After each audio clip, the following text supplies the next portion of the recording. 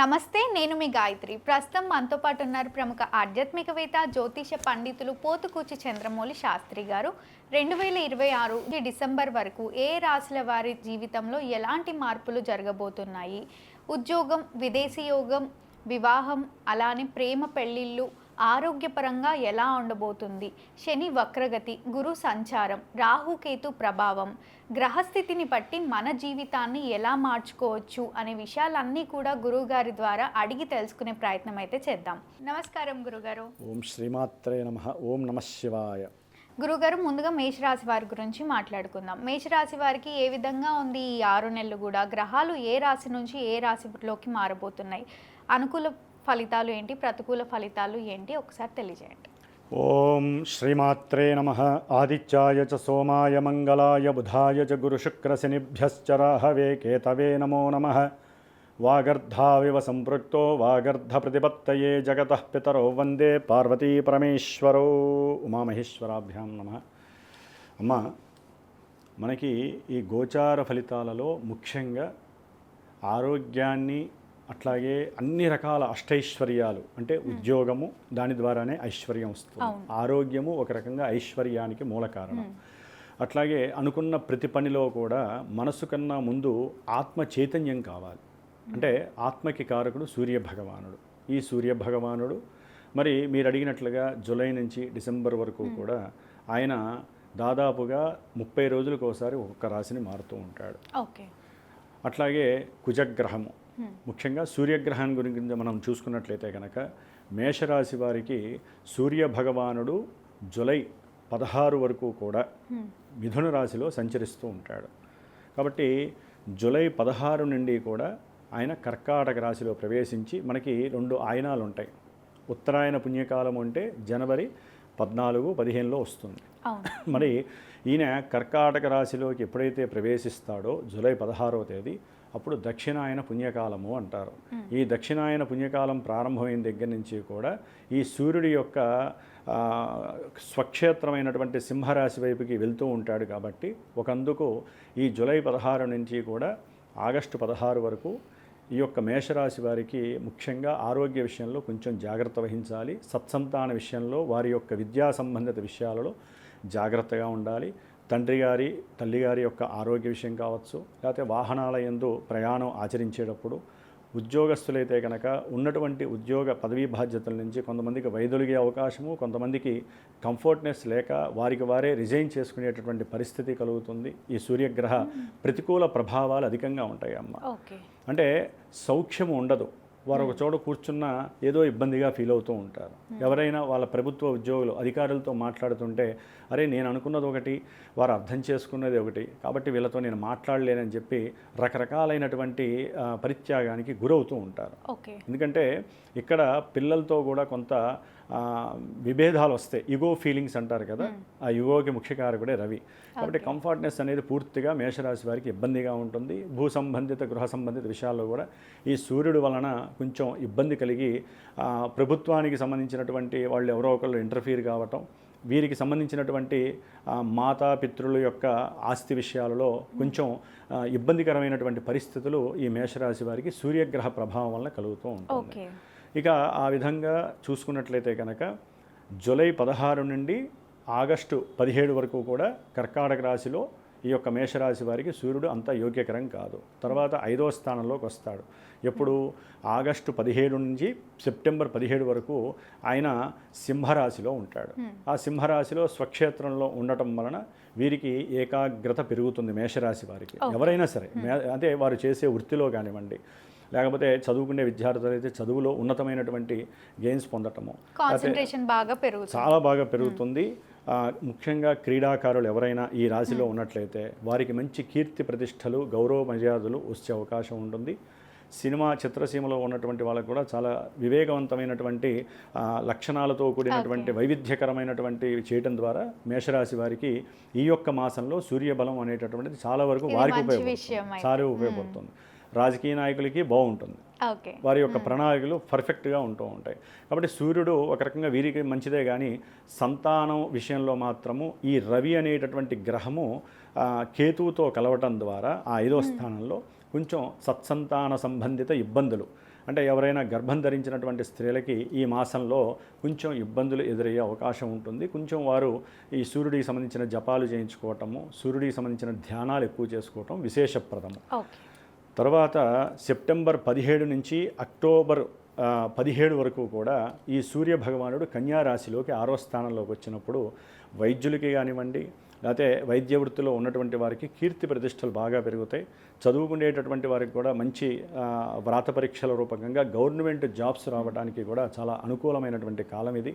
వృత్తి ఉద్యోగ వ్యాపారాదుల్లో చాలా కీర్తి ప్రతిష్టలు మెండుగా ఉండేటటువంటి అవకాశము, ఉద్యోగం వచ్చే అవకాశం కూడా ఈ మేషరాశి వారికి ఆ మాసంలో సూర్య బలం అనేటటువంటిది ముఖ్యం. ఎన్ని గ్రహాలు మారినా అమ్మ, సూర్యుడు మారేదాన్ని బట్టి వీరి యొక్క సెల్ఫ్ ఎనర్జీ, సోల్ ఎనర్జీ, లేకపోతే ఆత్మ చైతన్యం అవ్వటం ఇవన్నీ జరుగుతూ ఉంటాయి. ఆరోగ్యం కూడా చాలా బాగుంటుంది ఈ టైంలో వారికి. అనారోగ్యం ఉన్న వాళ్ళకి అంత ముందు నెలలో కొంచెం తగ్గే అవకాశం ఉంటుంది. కాబట్టి ఈ విధంగా సూర్యగ్రహ ప్రభావము మరి అక్టోబర్ 17 నుంచి నవంబర్ 16 వరకు, సెప్టెంబర్ 15 నుంచి అక్టోబర్ 17 వరకు కూడా తులారాశిలో నీచ స్థితిలో ఉంటాడు ఈయన. ఇక్కడ భార్యాభర్తల మధ్య కాస్త ప్రేమానురాగాలు తగ్గటము, సంతాన విద్వేషాలు కలగటము, వ్యాపారాదుల్లో కొంచెం భాగస్వాముల మధ్య సంబంధాలు తెగిపోవటము, అట్లాగే గవర్నమెంట్ వ్యవస్థల నుంచి వీరికి నెగిటివ్గా వ్యాపారానికి సంబంధించి కొన్ని నెగిటివ్ ఎఫెక్ట్స్ కలిగి వ్యాపారాలు మూతపడటము, రాజకీయ నాయకులకి కొంతమందికి అనారోగ్య సమస్యలు కావచ్చు, రాజకీయ పదవులు పోయేటటువంటి అవకాశం మేషరాశి వారికి ఉంటుంది. అట్లాగే భార్యాభర్తల సంబంధ విషయాలలో ఈ సూర్యగ్రహ ప్రభావము, దృష్టి ప్రభావము చాలా చాలా ఇబ్బందులను కలుగజేసే అవకాశము ఈ మాసంలో ఉంటుంది.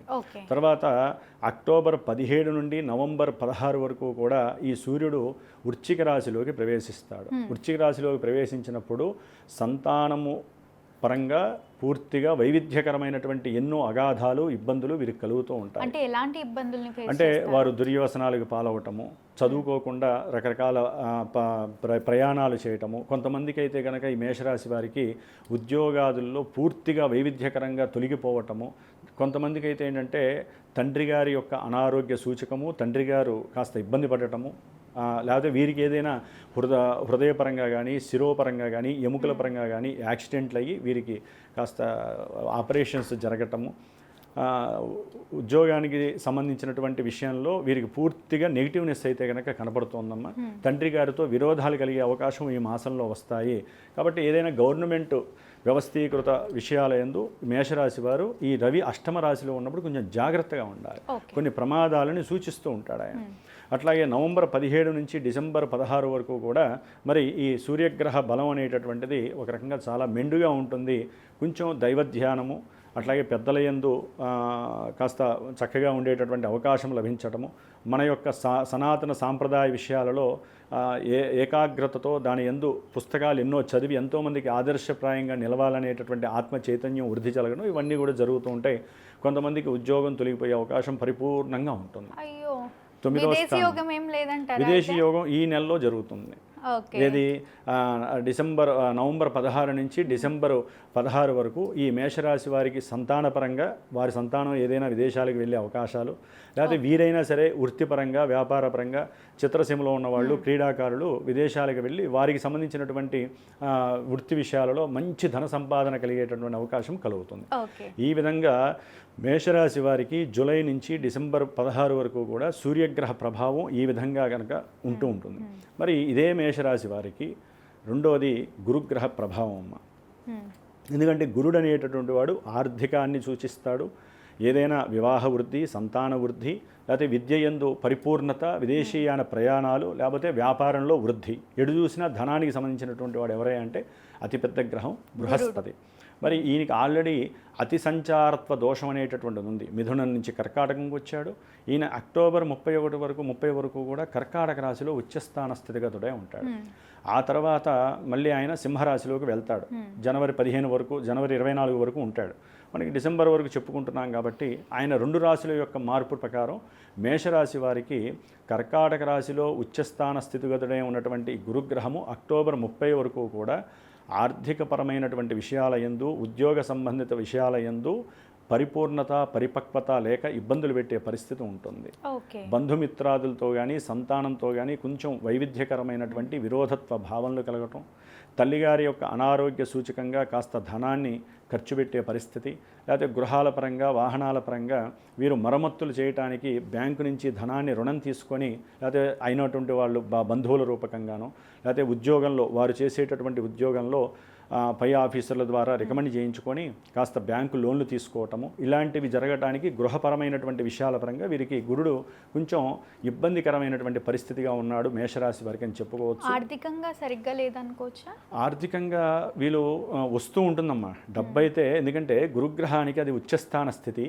మేషరాశి వారికి ఆయన చాలా చాలా యోగవంతమైనటువంటి శుభగ్రహం కాబట్టి ఆకస్మికంగా ఒక రకంగా చెప్పాలంటే తల్లిగారి యొక్క అనారోగ్యపరంగా వీరికి ధనం ఖర్చే అవకాశం ఉంటుందే తప్ప డబ్బు అనేది ఏదో రకంగా ఫ్లోటింగ్ అవుతుంది. కాకపోతే ఏంటంటే ఉద్యోగ విషయాలలో కూడా వీళ్ళేదో స్థిరంగా ఉందాము ఈ ఉద్యోగంలో అనుకున్నప్పుడు ఉన్నట్టుండి అక్కడి నుంచి వేరే చోటికి బదిలీలు అయ్యేటటువంటి అవకాశం సడన్గా వీరికి వేరేదైతే దొరుకుతుంది కదా ఖచ్చితంగా, ఆ ఉద్యోగం నుంచి వేరే చోటికి ట్రాన్స్ఫర్ చేస్తారు. దాని ద్వారా ఏంటంటే వీరికి లక్ష్మీప్రదమే. కానీ గృహ మార్పు, ఉద్యోగ మార్పు జరగడానికి అక్టోబర్ 30 వరకు కూడా ఈ మేషరాశి వారికి గురుగ్రహ ప్రభావం కలుగుతూ ఉంటుంది. మరి తర్వాత కాస్త నవంబరు డిసెంబర్ సమయంలో ఈ గురుడు అనేటటువంటి వాడు పంచమ రాశిలో ఉంటాడు.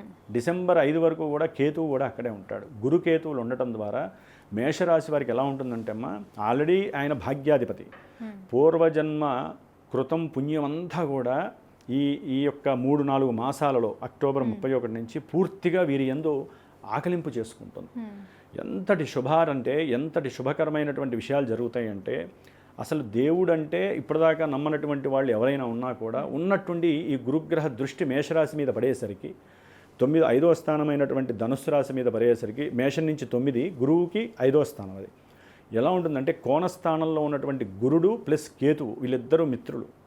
వీళ్ళిద్దరూ కలవడం ద్వారా, కేతు నక్షత్రంలో ఉండడం ద్వారా వీరి మనసంతా దైవం మీద రంజింపజేసుకుంటూ ఉంటారు. ఎక్కువ దైవాన్ని ఎక్కువగా కొలవాలి, దైవ క్షేత్రాలకు వెళ్ళాలి, లేకపోతే గురువుల్ని ఎక్కువ ఆరాధించటము, తల్లిదండ్రులని పూజించటము, ఎటు చూసినా కూడా మన సనాతన ధర్మాన్ని ఎక్కువగా ప్రమోట్ చేస్తూ ఉంటారు. అట్లాగే మన ధర్మం జోలికి ఎవరన్నా వస్తే సరే ససేమిరా వాళ్ళతో వాదించైనా సరే మన ధర్మాన్ని గెలిపించేటటువంటి శక్తిని ఈ గురుడు కేతువు మేషరాశి వారికి పెంపొందింపజేస్తూ ఉంటారు. మళ్ళీ సంపూర్ణంగా సంతాన యోగం ఏమైనా కనిపిస్తుందా?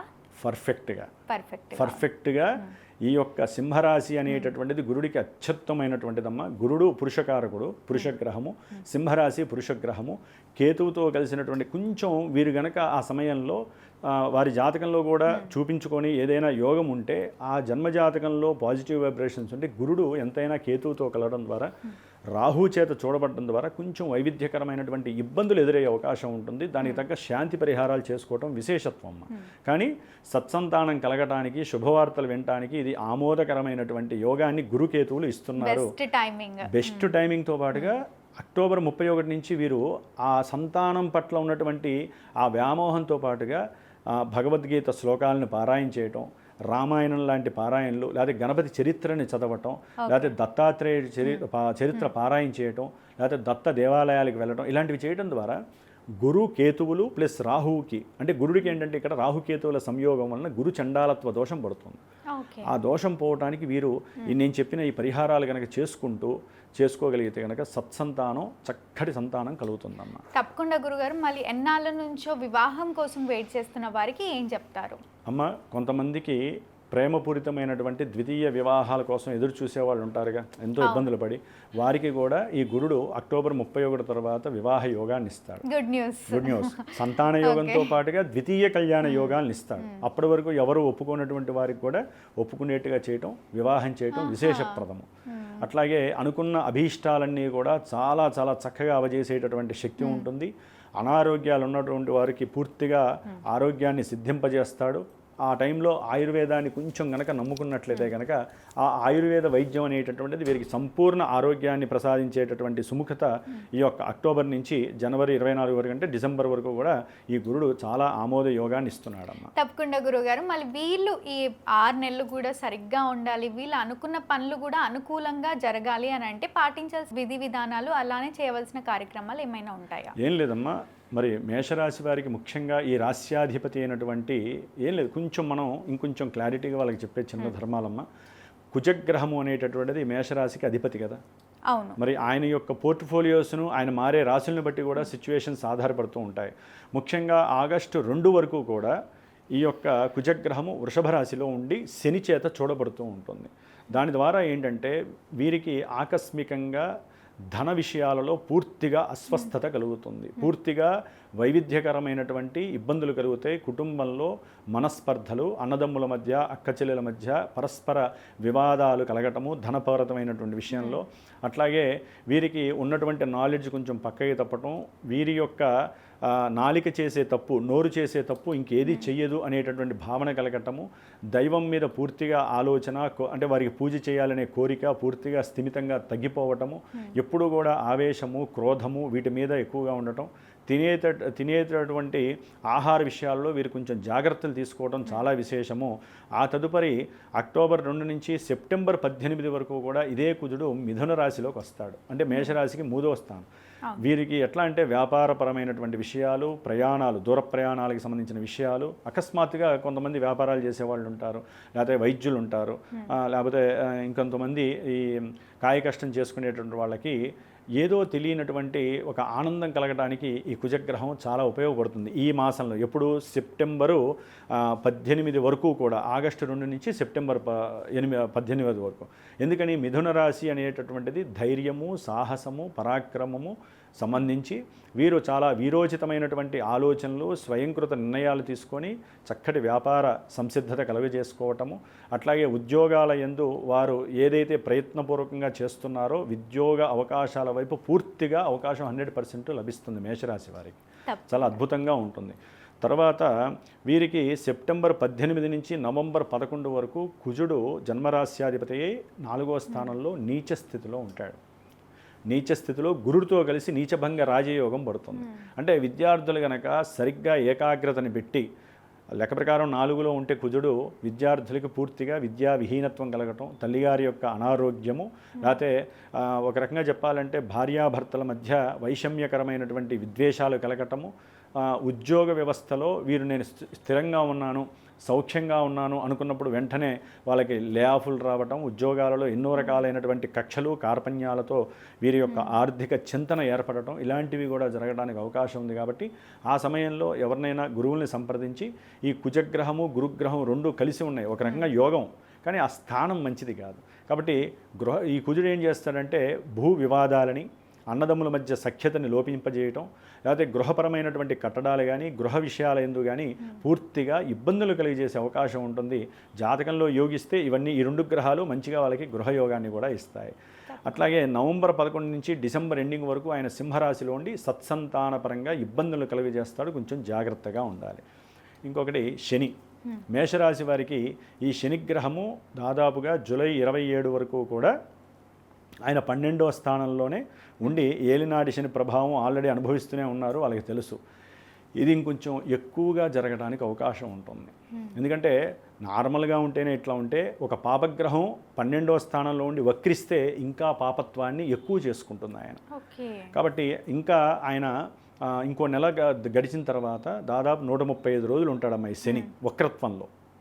దాదాపుగా ఈ వక్రత్వంలో ఉన్ననాళ్ళు వీళ్ళు అనుకున్న పనులు కొంచెం గనక బద్ధకము, ఆలస్యము లేకుండా ఉంటే మొన్నటి వరకు ఉన్నదానికన్నా ఫాస్ట్గా చేసుకోవడానికి శని ఉపయోగపడతాడు కూడా. ఎందుకంటే ఆయన పాపస్థానంలో ఉండి వక్రించాడు.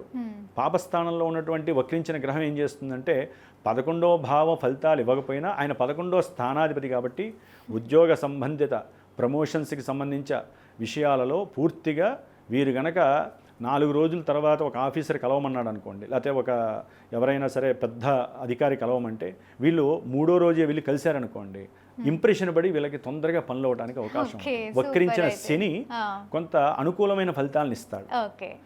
అయితే ఏంటంటే అమ్మా, ఈయన వక్రించిన తర్వాత సొంత నక్షత్రంలోకి వచ్చినప్పుడు ఇంకా మంచి ఉద్యోగ పరిస్థితులు, మంచి ప్రమోషన్స్ కలగటానికి మేషరాశి వారు ఇప్పటివరకు నీరుగారిపోయి నిర్లిప్తతగా చాలా ఇబ్బందిగా ఉన్నటువంటి వారికి ఏలినాడి శని ప్రభావంలో వక్రించిన శని కొంత ముందుకు తోసే గుణాన్ని ఉంటాడు. అది కూడా వీరు గనక చేయగలిగిన సామర్థ్యంతో చేస్తేనే. కాబట్టి ధన విషయంలో నిలబడడానికి ఇది ఒక సరైనటువంటి సమయంగా మనం భావించాలి. సరే, రాహువు చూస్తే ఆగస్టు వరకు కూడా ఈయన ఆగస్టు 2వ తేదీ నుండి కుజగ్రహ నక్షత్రంలోకి వస్తున్నాడు, ధనిష్ఠా నక్షత్రంలో. ఇప్పటి వరకు లాభంలో ఉన్నాడు కదా, మరి నక్షత్ర మార్పు వలన ఏమవుతుందంటే వీరికి కుజుడికి రాహువుకి కేతువుకి సంబంధం ఏర్పడుతుంది. రాహు ఎప్పుడైతే కుజ నక్షత్రంలోకి వస్తారో వీరి యొక్క ఆరోగ్య విషయంలో కొన్ని ఇబ్బందులు ఎదురే అవకాశం ఉంటుంది. అనుకున్న కార్యాలయందు కొన్ని సంశయాత్మకమైనటువంటి నిర్ణయాలు తీసుకోవటము, ఇబ్బందికరమైనటువంటి అంటే అనుకున్న లాభాలు కాస్త కొంచెం డైవర్ట్ అవ్వటము, కుటుంబ విషయంలో కానీ ధన విషయంలో కానివ్వండి, లేకపోతే వీరికి ఉన్నటువంటి భూ వ్యవస్థల్లో కానివ్వండి, రాజకీయ నాయకుల పరంగా కానివ్వండి, ఏదైనా సరే ముఖ్యంగా పోలీస్ స్టేషన్లు, పోలీసులు, రక్షణ వ్యవస్థకి సంబంధించిన వాళ్ళు, ఇట్లాంటి ఎన్నో విషయాల్లో ప్రమాదాలు ఇలాంటివి జరగడానికి అవకాశాలు ఉంటాయి. కాబట్టి ఇది కుజరాహు కేతువులది సర్పదోషంగా భావించాలి. ఈ సమయంలో ఆగస్టు 2 నుంచి డిసెంబర్ 5 మధ్యలో వీరు కుజరాహు గ్రహాలకి కేతువుకి సంబంధించినటువంటి జపతపాదులు చేయించుకోవటము, సుబ్రహ్మణ్యేశ్వరుడి యొక్క హోమం చేయించుకోవడం ద్వారా అనుకున్న పనులు ఆగిపోకుండా ముందుకు వెళుతూ అనారోగ్య బాధలు తొలగిపోతాయి. కుజుడు ఏంటంటే అనారోగ్యాన్ని సూచిస్తాడు, ప్రతి కార్యాల్లో ఆటంకాల్ని సూచిస్తాడు, అనుకోని ఎన్నో సంఘటనల్ని కలగజేస్తాడు. ఇట్లా ఒకటమ్మా జ్యోతిష్య శాస్త్రంలో ఏంటంటే గోచార ఫలితాలు ఇప్పుడు చెప్పినవన్నీ మేషరాశి వారందరికీ మాకు జరుగుతాయా అని కొంతమంది ప్రశ్నిస్తే, గురువుగారు మీరు చెప్పినట్టు జరుగుతూ ఉన్నాయండి మాకని చెప్పేవాళ్ళు ఉంటారు. ఎందుకంటే ఫోన్లు వస్తూ ఉంటాయి కదమ్మా మాకు. నేను అనేది ఏంటంటే గోచార ఫలితాలు మీకు జరుగుతున్నాయంటే జన్మజాతకంలో అంటే మీకు పాజిటివ్గా జరిగితే జన్మజాతకంలో మీ లగ్నం నుంచి దశలు అంతర్దశలు ఎక్కడో పాజిటివ్ ఉంటేనే అవన్నీ మీకు రిఫ్లెక్ట్ అవుతున్నాయి. మరి మేషరాశి వారికి కొంతమందికి ఇవన్నీ జరగవండి, మాకు ఉద్యోగం గురించి ప్రయత్నం చేసి 2 ఏళ్ళైనా మాకు ఫలితం దక్కట్లేదు, ఉద్యోగంలో ఉన్న మా పై అధికారుల వలన వేధింపులు తట్టుకోలేక అల్లాడుతున్నామండి. కొంతమంది కోర్టు కేసులు, అది గృహపరంగానా స్థలపరంగానా లేకపోతే వివాదాస్పదమైనటువంటి ఉద్యోగపరంగా వివాదాస్పదాలు కలగటం, ఎవరినైనా గుద్దటము అంటే ప్రయాణాదుల్లో ప్రమాదాలు జరిగి దాని పరంగా ఎన్ని సంవత్సరాలైనా సరే లాయర్ల చుట్టూ కోర్టుల చుట్టూ తిరిగేటటువంటి వాళ్ళకి మరి వీళ్ళందరికీ ఏంటంటే మీరు చెప్పినవన్నీ మాకు మంచి జరగకపోయినా మాకు అన్ని చెడే జరుగుతున్నాయండి. అందరికీ డౌట్ ఉంటుంది, పర్సనల్ చార్ట్ గోచారం చూసుకోవాలా లేదంటే రాసులను ఫాలో అవ్వాలరా, మీరేదో చెప్పేది ఒకటి మళ్ళీ మాకు జరగట్లేదు ఎందుకు అని భావిస్తూ ఉంటారు. కానీ పర్సనల్ చార్ట్ సపరేట్గా చూపించుకోవాలి. అది మర్మం అమ్మ, అది చాలా మందికి తెలియట్లా. గురువుగారు మా రాశిది ఈ సంవత్సరం ఎట్లా ఉంటుంది, ఈ నెల ఎట్లా ఉంటుంది అంటున్నారే కానీ అసలు మీకు ఏం కావాలి, వివాహం గురించా లేకపోతే విదేశీయానం వెళ్ళాలా మీ అబ్బాయి, చదువుకోవాలా లేకపోతే సంతానం కలగట్లేదా, ఇట్లా మీరు ఒక ఈవెంట్ ఉంటుంది. ఆ ఈవెంట్కి మీకు జన్మజాతకం ఉన్నట్లయితే ఏది date of birth time place మీరు జన్మించినప్పుడు ఉన్నట్లయితే మాలాంటి గురువుల్ని ఎవరినైనా సరే మీకు నమ్మకమైన వాళ్ళని సంప్రదించి గురువు గారు మాకు ఇప్పుడు సంతానం గురించి ఆలోచిస్తున్నాం, 2-3 ఏళ్ళు అయిందండి పెళ్ళి అయ్యి సంతానం లేదు, అట్లాగే ఉద్యోగం గురించి ట్రై చేస్తున్నా రావట్లేదు, ఉద్యోగాలు వచ్చి కూడా ఊరికనే జంపింగ్ అయ్యి మారుతూనే ఉన్నాము 2-3 తప్పున. కొంతమంది మాకే సంబంధం లేకుండా మా నెత్తి మీద కోర్టు సమస్యలు వచ్చి పడ్డాయండి అంటారు, మా భూములను ఎవరో ఆక్యుపై చేశారు. అట్లా ఒకటి కాదమ్మా, మనిషికి నెగిటివ్ ఎత్తితే నేను చెప్తూ పోతే ఇదే 4 గంటలు అవుతుంది. అంటే నార్మల్గా కామెంట్స్లలో కూడా చూస్తాం, గురుగారు మీరు చెప్పేది ఒకటి కానీ మా లైఫ్లో అది జరగట్లేదు, అంత ఆపోజిట్గా ఉంది అని అంటూ ఉంటారు. కానీ గోచార ఫలితాలు కూడా ముఖ్యంగా చూపించుకోవడం చాలా ఇంపార్టెంట్.